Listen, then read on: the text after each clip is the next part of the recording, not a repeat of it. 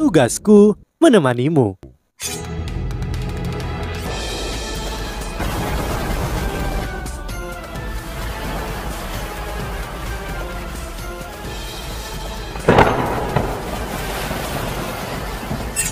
Hai sahabat Pasuk, kembali lagi bersama alur cerita versi novel Solen 2 Sekte Tang yang tak tertandingi. Jangan lupa like, subscribe, dan nyalakan tanda lonceng. Mari kita lanjutkan. Ingat, aku akan menjadikan telapak tanganmu untuk serapan jika kau berani berbicara denganku dengan nada itu lagi, kata Ditian dengan sangat lambat. Kesombongan Raja Beruang jelas telah ditahan dan dia menundukkan kepalanya. Maafkan aku Ditian, hanya saja terlalu banyak dari kita yang terbunuh. Ditian juga menarik penindasannya. Aku tahu itu. Apakah kau benar-benar berpikir aku tidak patah hati? Kali ini kemampuan manusia berada di luar dugaanku. Selanjutnya mereka memiliki bala bantuan. Pernahkah kau berpikir tentang bagaimana 3 kekaisaran akan beraksi jika kita menghancurkan kota Sek dengan segala cara? Kita sudah dikeringkan. Kita sangat dirugikan. Jika kita melanjutkannya, kita akan menghadapi bencana. Raja Beruang tertegun. Dia langsung terpana oleh kata-kata Ditian. Beberapa proyeksi melintas dan beberapa binatang roh lainnya muncul di depan Ditian. Mereka adalah biji angsa zamrud, Raja Iblis, dan Raja Merah. Wu Yuhao kagum.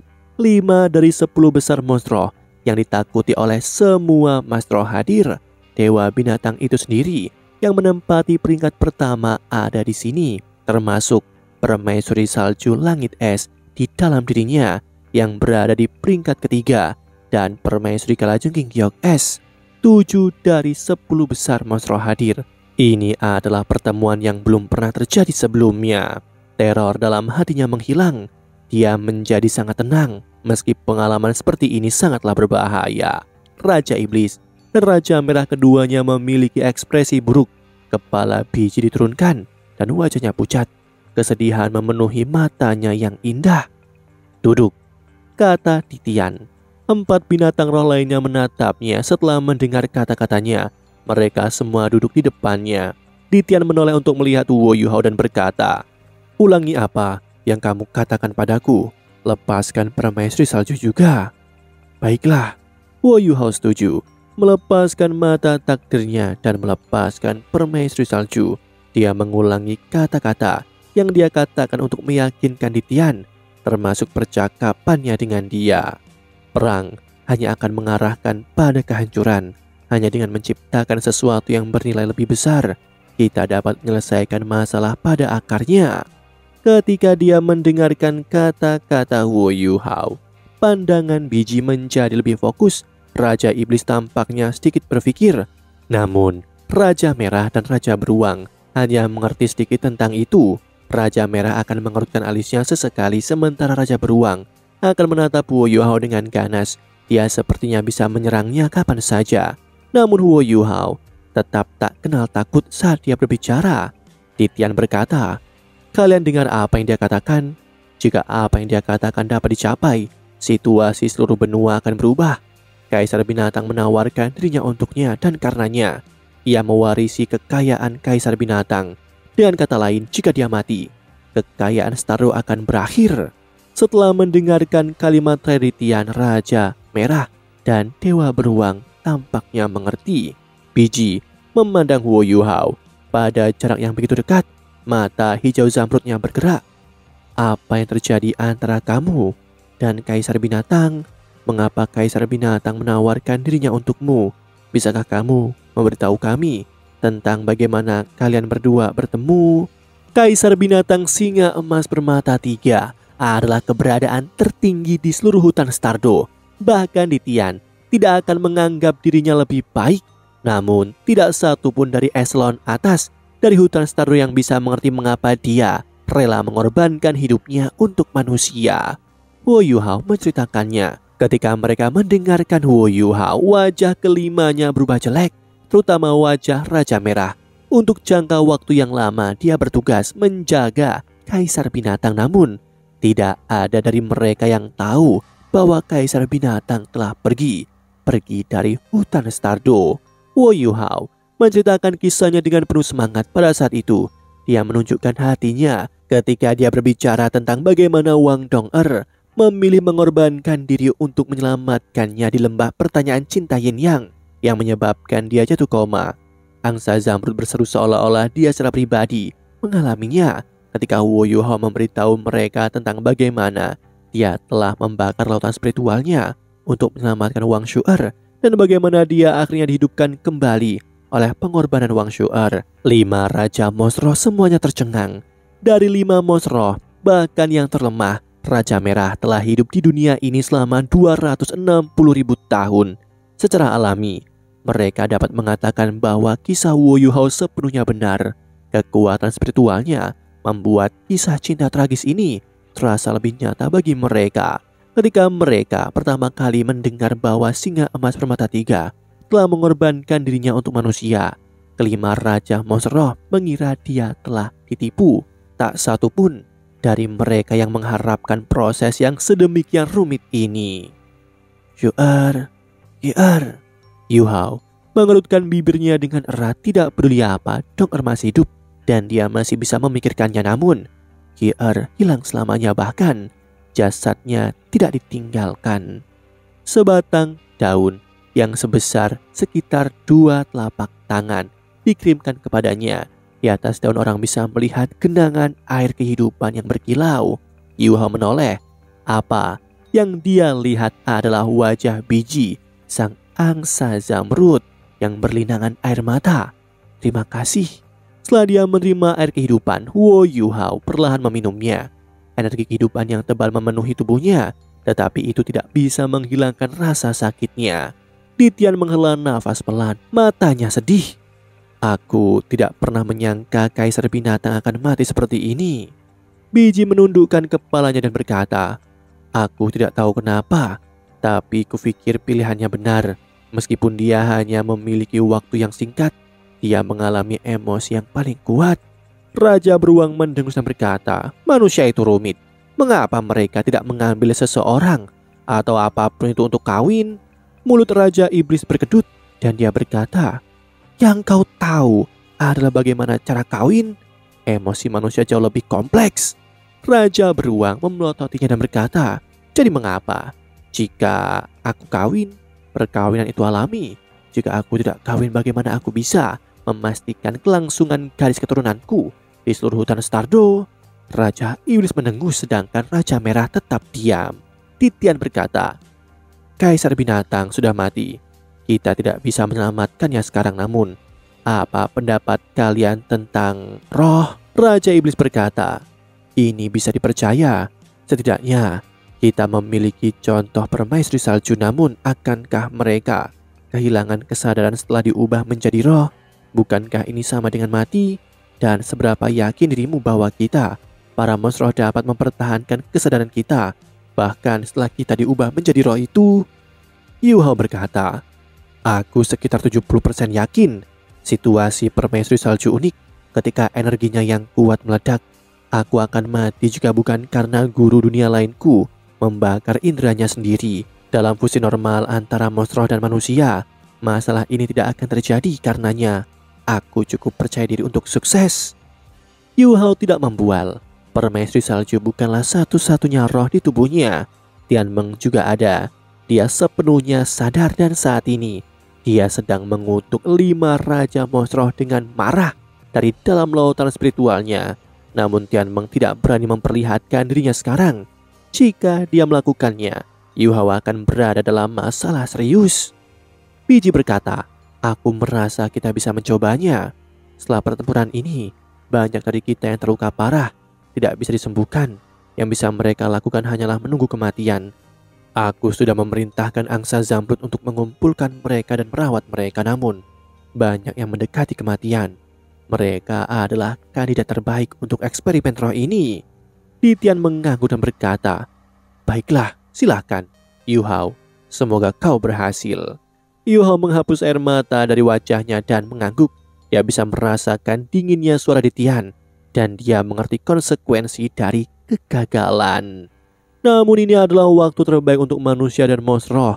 Kekuatan spiritualnya telah meningkat banyak dan dia kini sangat percaya diri. Penatua biji, sebelum proses transformasi roh dimulai, bisakah aku menyusahkan Anda untuk meyakinkan para binatang roh yang akan mengambil bagian dalam upacara ini? Mereka terluka karena manusia, dan sepertinya mereka dipenuhi dengan kebencian pada kita manusia. Agar transformasi berhasil, kedua belah pihak harus mau. Jika salah satu pihak tidak mau melakukannya, kegagalan akan terjadi. Anda perlu meyakinkan mereka agar ada kemungkinan sukses. Pada saat yang sama, aku punya satu saran. Selain meminta monster roh yang terluka parah dalam perang, dapatkah kita bertanya pada monster roh yang mendekati akhir hidup mereka tetapi tidak ikut serta dalam perang? Aku khawatir mereka yang ikut perang tidak bisa melepaskan kebencian dengan begitu mudah. Di sisi lain, untuk monster roh yang secara alami hampir mati, aku merasa mereka akan lebih tenang. Ini adalah eksperimen dan karenanya kita perlu mempertimbangkan berbagai faktor. Biji memandang Litian. Litian mengangguk dan berkata, "Ya, tidak apa-apa. Lakukan apa yang dia katakan." Raja Merah, kirim kabar ke Shrek untuk membawa peserta mereka dalam percobaan ini ke tepi hutan Stardo. Mulut Raja Beruang berkedut ketika dia bertanya, apakah mereka pernah datang? Wo Yuhao memandangnya dengan serius dan berkata, semua kerjasama dibangun di atas ketulusan kedua belah pihak. Gelombang monster ini membawa kematian dan kehancuran di kedua sisi. Jika kita tidak bisa melepaskan kebencian ini, tidak ada masa depan bagi pihak kita berdua. Litian berkata dengan dingin, dia benar, kendalikan semua bawahanmu. Hal ini menyangkut masa depan hutan Stardo. Jika ada kesalahan, jangan salahkan aku karena tidak mengampuni. Meski aku masih 10.000 tahun lagi dari bencana ke-9ku, jangan berpikir kau bisa melakukan apa yang kau inginkan dan lolos begitu saja. Saat dia mengatakan itu, Litian menatap Raja Beruang dengan penuh perhatian. Terlepas dari kekuatan Raja Beruang, dia tidak berani mengangkat kepalanya. Di hutan Stardo selain Litian, makhluk terkuat adalah pemimpin beruang cakar teror emas gelap. Saat ini, Litian mengatakan kepadanya untuk tidak bertindak gegabah. Raja Iblis memandangi Raja Beruang dari sudut matanya. Dia jelas tidak menghormatinya. Dalam hal kekuatan bertarung, dia lebih lemah dari Raja Beruang. Namun, ia tidak pernah sekalipun menganggapnya sebagai musuh yang layak. Apa gunanya seorang pria dengan otot dan tanpa otak? Bahkan jika Litian meninggal dalam bencana berikutnya, hutan Stardo tidak akan dikendalikan oleh Raja Beruang. Raja Iblis, Biji, dan Raja Merah sudah menyetujui semua ini. Menghadapi tekanan Litian, Dewa Beruang hanya bisa menurunkan kepalanya, namun ada kebencian yang jelas di matanya. Litian menoleh ke Wo Yuhao dan berkata, beristirahatlah di sebelah air kehidupan. Sisanya dapat kembali ke wilayah masing-masing. Biji, mulai persiapannya. Ya, baiklah. Biji setuju dengan cepat. Litian memandang Wo Yuhao dan kemudian seolah-olah seluruh tubuhnya tidak berbobot melayang ke tengah danau yang terbuat dari air kehidupan. Yang mengejutkan Wo Yuhao adalah saat tubuhnya mencapai pusat danau, tubuhnya menjadi semakin redup hingga akhirnya menghilang. Wo Yuhao duduk bermeditasi di tepi danau. Dia sebenarnya sangat ingin melihat Dong-er dan pastinya dia tidak bisa tinggal di sini selamanya. Di penjara di sini tanpa batas waktu tidak ada bedanya dengan kematian. Tapi dia tidak bisa pergi sekarang. Dia harus menyelesaikan eksperimennya dengan roh dan menyelesaikan konflik antara kota Shrek dan hutan Stardo. Setelah itu terjadi, dia bisa pergi tanpa khawatir sama sekali. Dia telah memikirkan banyak hal dan telah membuat rencana untuk masa depannya. Memanggil pasukan mayat hidup sebesar itu di perang sebelumnya berarti bahwa dia tidak bisa lagi menyembunyikan rahasianya yang memiliki jiwa bela diri ketiga yang adalah nekromansi. Dia ingin meninggalkan beberapa hal untuk Akademi Shrek dan sekte Tang sebelum dia pergi. Setelah itu, ada banyak hal yang harus dia lakukan. Dia ingin mencari Dong-er dan ada hal lain yang selalu ingin dia lakukan. Kini, Wo Yuhao dapat dengan jelas merasakan bahwa setelah dia menyatu dengan kekuatan QR, setelah pengorbanannya, fisiknya telah menjadi berkali-kali lebih kuat. QR adalah singa emas bermata 3, dan dia penuh dengan darah yang diturunkan dari naga emas. Kalau tidak, dia tidak akan bisa berpura-pura memiliki naga emas sebagai jiwa bela dirinya. Saat ini, kekuatan naga emasnya telah bergabung sepenuhnya dengan kekuatan jiwa Wo Yuhao. dan telah menjadi bagian dari dirinya. Ya, kini dia benar-benar sangatlah ditingkatkan. Satu hari berlalu sebelum Wu Yuhao bangun dari meditasinya. Dia membuka matanya dan merasa semangat dan sepenuhnya energik. Wu Yuhao kini juga mulai memahami mengapa Ditian bisa bermetamorfosis 8 kali dan menjadi raja dari binatang roh dengan lebih dari 800.000 tahun kultivasi. Mungkin Raja Naga Hitam Mata Emas tidak hidup selama 800.000 tahun, tetapi dia tinggal di tempat di mana energi kehidupan begitu padat, dan dia masih memiliki Kaisar Binatang Keberuntungan dan Tianmeng di antara kekuatan eksternalnya menguatkannya. Akan aneh jika dia tidak berevolusi. Di sini Huo Yuhao juga diberi buah giok emas. Itu dianggap sangat langka dan eksotis. Buah giok emas adalah harta alami yang meningkatkan fisik dan kekuatan jiwa Mas Roh. Itu benar-benar harta karun. Karena itu sangat bermanfaat dan bergizi bagi Mas Roh. Tidak ada keraguan bahwa Ditian telah memerintahkan beberapa Mas Roh untuk mengirimkan buah-buah ini kepadanya. Dengan buah ini, kondisi Huo Yuhao dibawa ke puncaknya. Huo Yuhao tidak hanya berdiam diri, Yuhao berlatih teknik tinju selama 2 jam. Dewi Cahaya muncul tepat di depannya dan tidak menghilang saat dia terus-menerus melakukannya. Suara diam-diam berderu. Teknik tinju yang mengesankan. Sebuah suara polos terdengar dan Huo Yuhao menatap ke kejauhan. Dia adalah satu-satunya orang di tepi danau, tetapi ada orang lain di sana saat ini. Bukankah itu Dewa Binatang Ditian berpakaian hitam? Ditian dalam wujud manusiawinya. Dia menatap Huo Yuhao dan matanya mengalir dengan persetujuan samar. Huo Yuhao membungkuk dengan halus ke arahnya dan berkata, "Anda menyanjungku, namun aku seperti kunang-kunang di depanmu, penatua." Ditian tersenyum polos. Dia tampak seperti pria tua yang hangat pada saat ini ketika dia berkata, "Tidak, kamu cukup luar biasa. Kamu mungkin bahkan belum berumur 20 tahun atau paling sedikit lebih tua dari 20 tahun. Tidak heran Kaisar Binatang Keberuntungan memberimu persetujuannya. Kamu memiliki banyak kualifikasi dan kualitas istimewa yang tidak dimiliki manusia lain. Kamu masih dapat menjaga ketenangan di tempat berbahaya seperti ini. Dan kamu dapat mencapai konsentrasi 100%. Kamu sudah bisa dianggap sangat luar biasa. Karena hal ini, Huo Yuhao tidak mengatakan apa-apa. Dia tidak tahu bagaimana melanjutkan percakapan dengan Dewa Binatang. Pelatihan sendiri sangatlah tidak menarik. Kenapa aku tidak menemanimu? Kalimat berikutnya dari Ditian membuat Huo Yuhao terdiam dengan mata kendur dan rahang melebar. Dewa Binatang memiliki lebih dari 800.000 tahun kultivasi. Apakah dia benar-benar ingin melawan Huo Yuhao? Penatua, Anda... Huo Yuhao menatap Ditian tanpa kehidupan. Ditian tersenyum tipis dan berkata, "Kita hanya melakukan pelatihan. Cobalah yang terbaik." Ditian bergerak sebelum kata-katanya selesai dan dia tidak memberi Yuhao waktu untuk memikirkannya sama sekali. Dia mengambil langkah ke depan dan tangannya masih di belakang punggungnya saat dia menuju Huo Yuhao.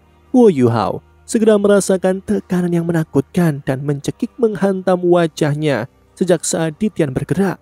Perasaan itu mirip dengan perasaan yang sama yang dia rasakan di lembah pertanyaan cinta Yin Yang ketika dia benar-benar hancur oleh proyeksi itu. Ketika dia dihancurkan saat itu, tubuhnya hancur menjadi debu dan tidak ada yang tersisa.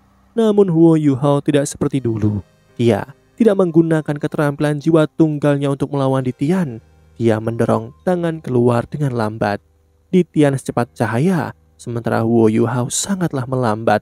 Namun saat ini Ditian terkejut mengetahui bahwa Huo Yuhao telah menjadi ilusi bagi akal sehatnya, seolah-olah ia telah menyatu dengan alam di sekitarnya. Energi kehidupan Huo Yuhao dan bahkan kekayaannya menyatu dengan alam. Ledakan bergema, Huo Yuhao dikirim meluncur mundur dan mendarat di lantai setelah terbang lebih dari 10 meter. Ditian berdiri dan tidak mengejar Huo Yuhao. Dia memiringkan kepalanya dan berkata, "Sekarang aku percaya bahwa Kaisar Binatang Keberuntungan telah memberikan semua takdir dan kekayaannya kepadamu. Sangat disayangkan bahwa kau bukan Mas Roh dan tidak bisa memberkati hutan Stardust seperti dia. Demikianlah kisah untuk kali ini. Sahabat Pasuk, jangan sedih, jangan bimbang, apalagi galau. Karena aku kan selalu menemanimu.